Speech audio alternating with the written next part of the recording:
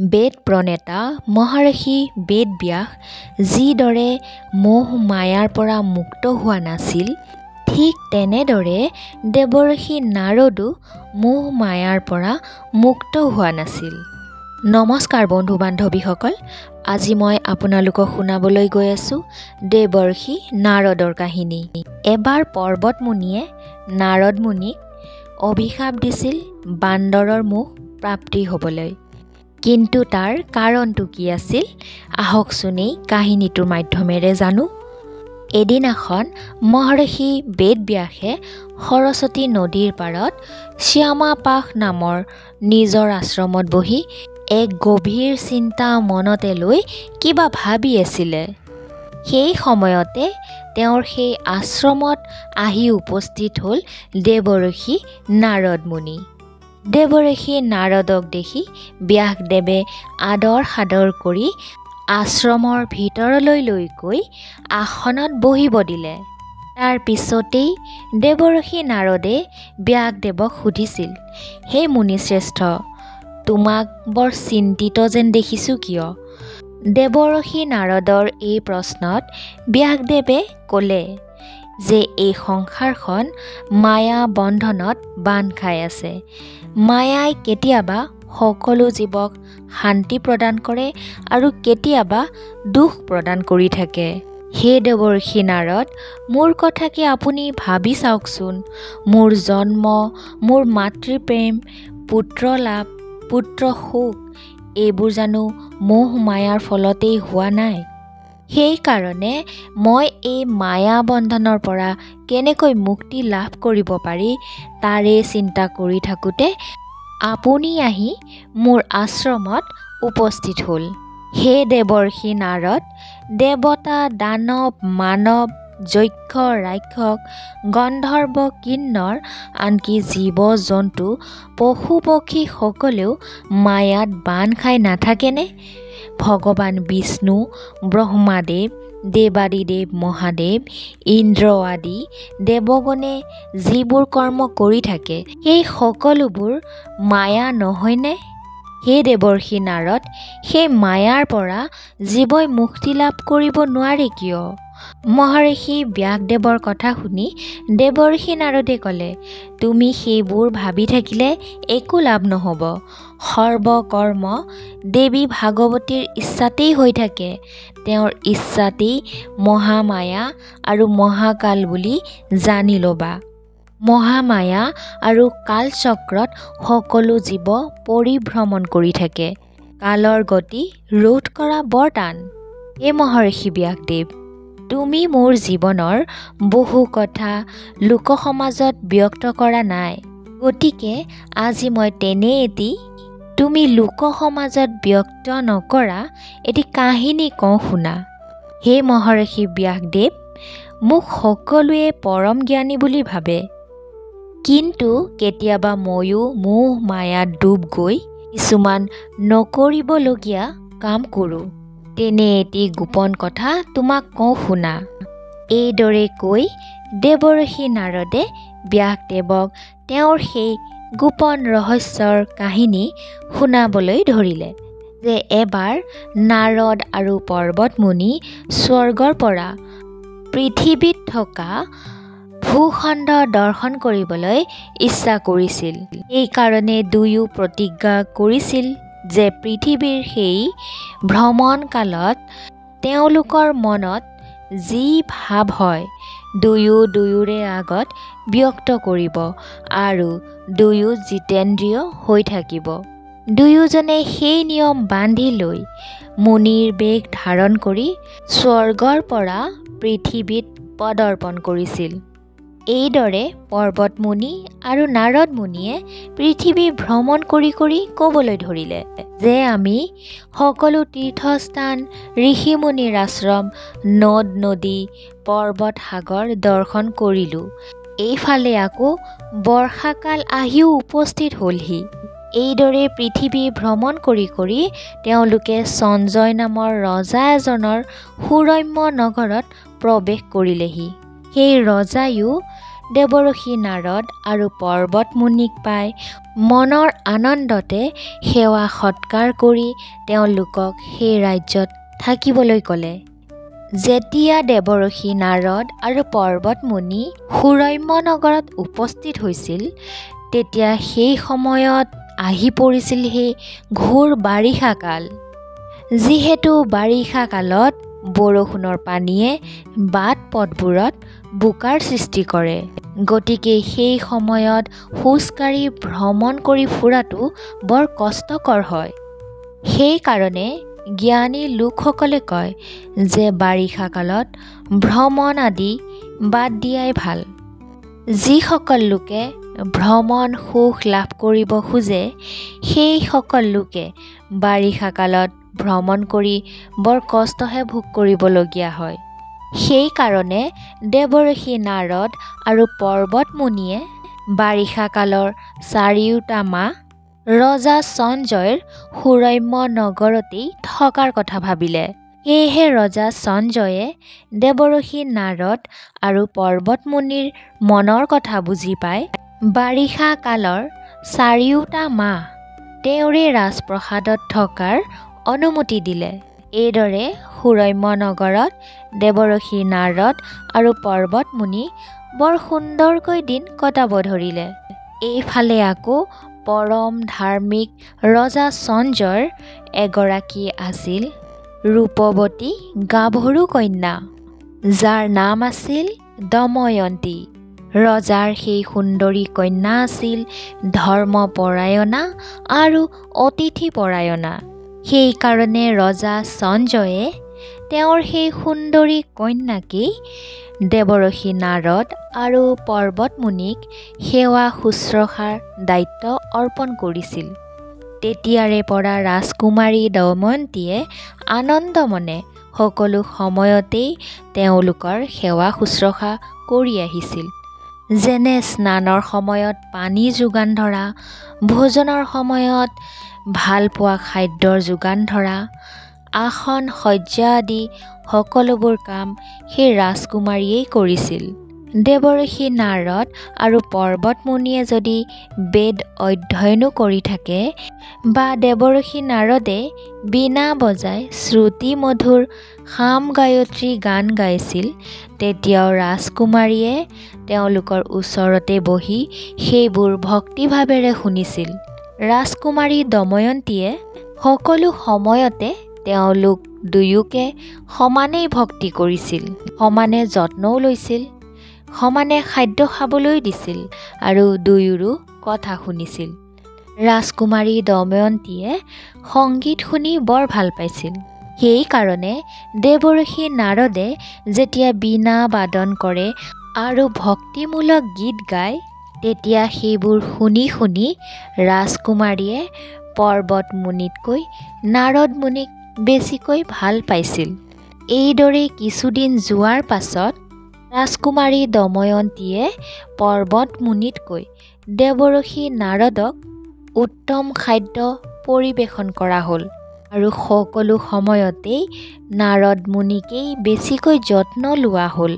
সেয়েহে ৰাজকুমাৰীৰ পৰিচৰ্যাত কিঞ্চিত তাৰতম্য ঘটাত আৰু লগতে ৰাজকুমাৰীয়ে প্ৰেমপূৰ্ণ দৃষ্টিৰে নাৰদক চোৱাত পৰ্বতমুনি আচৰিত হৈ সুধিছিল যে, হে নাৰদ, মই দুদিনমান আগৰে পৰা লক্ষ্য কৰিছোঁ ৰাজকুমাৰী দময়ন্তীয়ে মোতকৈ তোমাক উৎকৃষ্ট ভোজন, প্ৰেমপূৰ্ণ দৃষ্টি, উৎকৃষ্ট বিচনা আৰু বেছিকৈ পৰিচৰ্যা কৰা হৈছে। ইয়াৰ কাৰণ কি? তুমি বাৰু ৰাজকুমাৰীৰ প্ৰেমত পৰিছা নেকি? অথবা ৰাজকুমাৰীয়ে তোমাক স্বামীৰূপে পোৱাৰ হেঁপাহ কৰিছে? মোৰ দৃষ্টিৰ ধাৰণা অনুসৰি সঞ্জয় নন্দিনী দময়ন্তীৰ হাও ভাৱে জনাইছে যে তেওঁ তোমাক স্বামীৰূপে পাবলৈ হাবিয়াস কৰিছে। কাৰণ ৰাজকুমাৰীৰ চকুৰ চঞ্চলতা, মুখৰ হাও ভাও, উৎকৃষ্ট ভোজন দান, উৎকৃষ্ট পৰিচৰ্যাৰ পৰা সেই কথাৰ উমান পোৱা গৈছে। গতিকে হে নাৰদ, তুমি মোক সঁচা কথা কোৱা।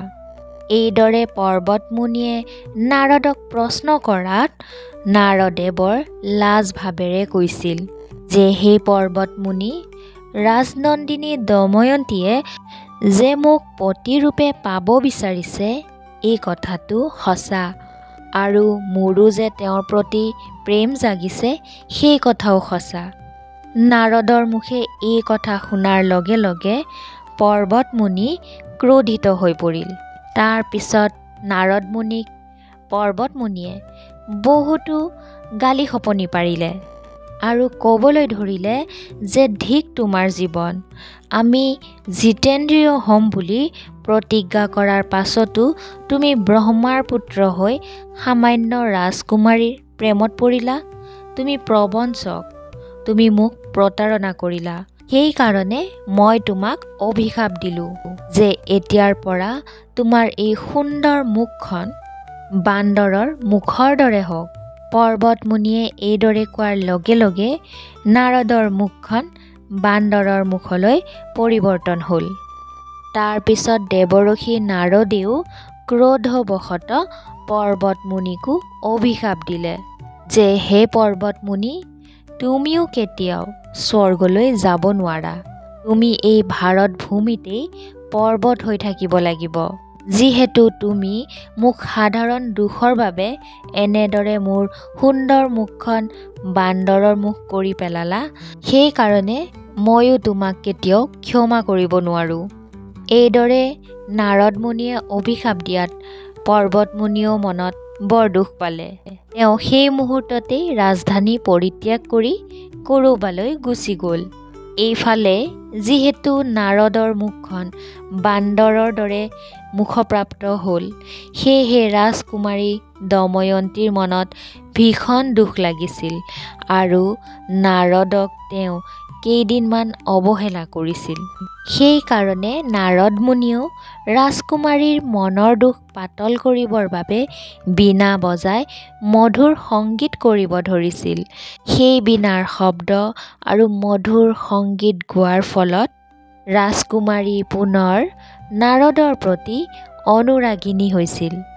এনেদৰে বহু দিন ধৰি বান্দৰৰ মুখ ধাৰণ কৰি নাৰদ মুনি দুখমনে সেই ৰাজধানীতেই বাস কৰি আছিল আৰু তেওঁৰ ভাগিন পৰ্বত মুনিও দুখমনে ৰাজধানী ত্যাগ কৰি গুচি গৈছিল। ইপিনে আকৌ ৰজাই ৰাজকুমাৰী গাভৰু হোৱাৰ বাবে মন্ত্ৰীসকলক তাইৰ বাবে উপযুক্ত দৰা বিচাৰিব দিছিল। তেওঁ মন্ত্ৰীবৰ্গক কৈছিল যে দময়ন্তীৰ বিয়াখন সোনকালেই পাতিব লাগে, সেয়েহে আপোনালোকে তেওঁৰ বাবে এজন উপযুক্ত দৰাৰ সন্ধান কৰক। এনেদৰে ৰজাৰ আজ্ঞা পাই মন্ত্ৰীসকলে তেতিয়া কৈছিল যে দময়ন্তী অতি ৰূপৱতী, গুণৱতী আৰু পৰম ধৰ্মপৰায়ণা, সেয়েহে ৰাজকুমাৰীৰ বাবে উপযুক্ত দৰা পোৱাত একো অসুবিধা নাথাকিব। হে মহাৰাজ, আপুনিও কোনো চিন্তা নকৰিব। আমি সকলো মন্ত্ৰীবৰ্গই নিচেই কম দিনৰ ভিতৰতেই ৰাজকুমাৰী দময়ন্তীৰ বাবে এজন উপযুক্ত ৰাজকুমাৰ বিচাৰি উলিয়াম। এইফালে আকৌ যেতিয়া দময়ন্তীয়ে পিতৃ আৰু মন্ত্ৰীবৰ্গৰ মাজত তাইৰ বিয়াৰ আলোচনাৰ কথা শুনিলে, তেতিয়া এগৰাকী ধাত্ৰীৰ আগত তেওঁৰ মনৰ কথা জনাই নিৰ্জন সময়ত ৰজাক সেই কথা জনাব দিছিল। তাই সেই ধাত্ৰীক কৈছিল যে দেৱৰ্ষি নাৰদৰ বাহিৰে ৰাজকুমাৰীয়ে আন কোনো ৰাজকুমাৰৰ লগত বিয়াত নবহে। তেতিয়া ধাত্ৰীগৰাকীয়েও গৈ ৰজাক সেই কথা জনালে যে মহাৰাজ, আপোনাৰ কন্যাই মোক ক'বলৈ কৈছে যে তেওঁ নাৰদৰ বাহিৰে আন কাকো বিয়া নকৰায়। তেওঁ নাৰদৰ বীণাৰ ধ্বনি আৰু গীতত মোহিত হৈ নাৰদক মনতে স্বামী বৰণ কৰি ৰাখিছে। তেওঁক এতিয়াই নাৰদৰ লগতেই বিবাহ কাৰ্য সমাপ্ত কৰিব দিছে। ধাত্ৰীৰ মুখেৰে ৰাজকুমাৰী দময়ন্তীৰ মনৰ কথা শুনি ৰজাই ৰাণী কৌকেয়ীক ক'লে, হে প্ৰিয়ে, দময়ন্তীয়ে তেওঁক নাৰদলৈ বিয়া দিব কৈছে। তোমাৰ কন্যাই যিহেতু বান্দৰৰ মুখপ্ৰাপ্ত নাৰদক স্বামীবৰণ কৰিব, মই তেওঁক বুদ্ধিহীনা বুলিহে ভাবিছোঁ। মই সেই বান্দৰৰ মুখপ্ৰাপ্ত কুৰূপ ভিক্ষুক নাৰদলৈ কোনোমতেই পৰমা সুন্দৰী দময়ন্তীক বিবাহ দিবলৈ নোখোজোঁ। সেয়েহে ৰাণী কৈকেয়ী, তুমি তেওঁক ভালদৰে বুজাই নিজৰ সিদ্ধান্ত সলনি কৰিব দিবা।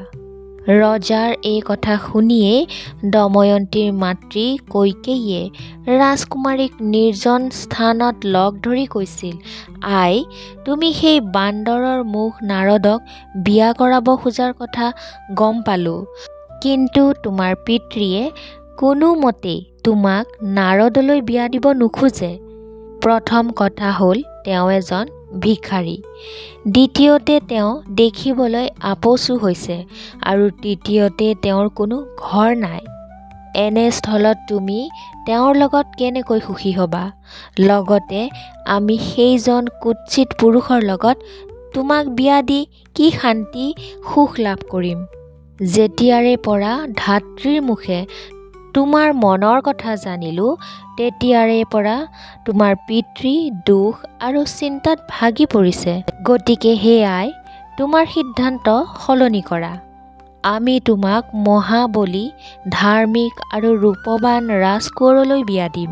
হে আই, এবাৰ তুমি ভাবি চোৱাচোন, সেইজন আপচু নাৰদৰ লগত তুমি আজীৱন কেনেকৈ সুখ শান্তিৰে থাকিব পাৰিবা?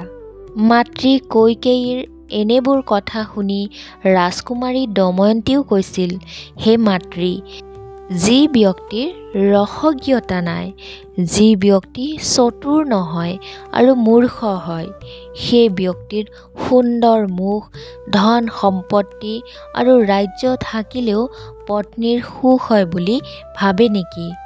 ঐশ্বৰ্যশালী মূৰ্খ মানুহক মই ঘিণ কৰোঁ।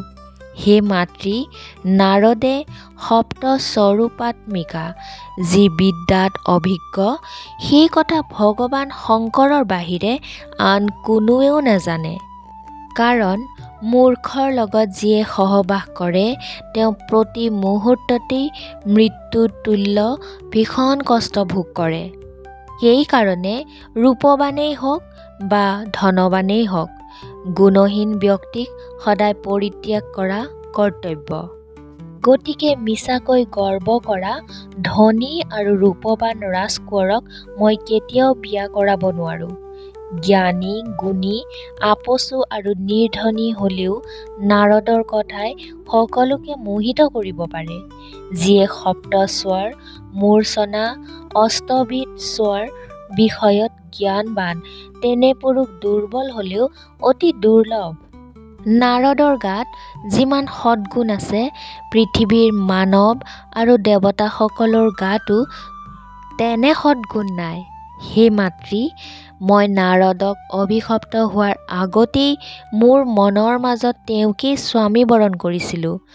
অভিশাপৰ ফলত তেওঁ বান্দৰৰ মুখ প্ৰাপ্ত হৈছে যদিও মই তেওঁক কুৰূপ বুলি ভবা নাই। এই ৰূপো মই পচন্দ কৰিছোঁ। গতিকে হে মাতৃ, আপুনি পিতৃক এই কথা জনাব। মোৰ সিদ্ধান্তৰ কোনো সলনি নহ'ব। বিয়া কৰাব লাগিলে মই বান্দৰৰ মুখপ্ৰাপ্ত নাৰদকেই বিয়া কৰাম। গতিকে আপোনালোকে মোক তেওঁলৈকেই বিয়া দিয়ক। এইদৰে ৰাণী কৈকেয়ীয়ে ৰাজকুমাৰীৰ সকলো কথা ৰজাক জনালে। তেতিয়া ৰজায়ো নিৰুপায় হৈ দময়ন্তীক নাৰদৰ লগতেই বিয়া দিবলৈ মান্তি হ'ল। এনেদৰে দময়ন্তীক বিবাহ কৰাই নাৰদে সেই ৰাজ্যতেই বাস কৰি আছিল। কিন্তু তথাপিও নাৰদৰ মনত এটা চিন্তা আছিল যে যদি দময়ন্তীয়ে সদায় তেওঁৰ কুৰূপ দৰ্শন কৰি থাকে, তেনেহ'লে হয়তো কিছুদিনৰ পাছত তেওঁৰ প্ৰতি সেই প্ৰেম নাথাকিবও পাৰে, বিলুপ্তি ঘটিব পাৰে। কিন্তু ৰাজকুমাৰীয়ে নাৰদে ভবা ধৰণে কেতিয়াও ভবাই নাছিল। তাই আগতকৈও যেন নাৰদক বেছিহে ভাল পাইছিল। এইদৰে বহুদিন যোৱাৰ পাছত নাৰদৰ ভাগিন পৰ্বতমুনি তীৰ্থ ভ্ৰমণ কৰি কৰি নাৰদক লগ ধৰিবলৈ আহিল। নাৰদেও ভাগিনক বৰ মৰম কৰিছিল, সেয়েহে তেওঁক বহিব দিলে। তাৰ পাছত পৰ্বতমুনিয়ে দুখ মনে ক'ব ধৰিলে যে হে মামা নাৰদ, মই তোমাক অভিশাপ দি বৰ দুখ পালোঁ। তুমি হৈছা মোৰ মামা, মই তোমাৰ ভাগিন। এনে স্থলত মই তোমাক অভিশাপ দিয়া উচিত হোৱা নাই। যিয়ে হওক, মোৰ তপস্যাৰে আৰ্জিত পুণ্যৰ ফলত তোমাক আশীৰ্বাদ কৰিলোঁ যে তুমি আগৰ দৰে সুন্দৰ ৰূপৱান হৈ যোৱা। এই আশীৰ্বাদ দিয়াৰ লগে লগে নাৰদে পুনৰ আগৰ ৰূপ ধাৰণ কৰিলে। তাৰ পিছত নাৰদেও ভাগিন পৰ্বতক ক'লে যে তুমিও মোৰ আশীৰ্বাদত পুনৰ স্বৰ্গলৈ গমন কৰিব পাৰিবা। এই কাহিনীটো যিহেতু নাৰদে ব্যাসদেৱক শুনাই আছিল, তাৰ পিছতে নাৰদে ব্যাসদেৱক আকৌ ক'লে যে হে পৰাশৰ নন্দন, মই আগৰ ৰূপ লাভ কৰাত পত্নী দময়ন্তীয়ে মাতৃক কৈছিল যে হে মাতৃ, আপোনাৰ জোঁৱাই পূৰ্বৰ দৰে সুন্দৰ ৰূপ ধাৰণ কৰিছে। আজি তেওঁৰ ভাগিন পৰ্বতমুনি আহি তেওঁক শাপমুক্ত কৰিলে। ৰাণীয়েও ৰাজকুমাৰীৰ কথা শুনি ৰজাক সেই কথা জনালে। ৰজা ৰাণী দুয়োৱে নাৰদক দৰ্শন কৰি আনন্দিত হৈছিল। তাৰ পিছত ৰজা আৰু ৰাণীয়ে পৰ্বতমুনি আৰু নাৰদক বহুতো ধন সোণ যৌতুক হিচাপে দিছিল।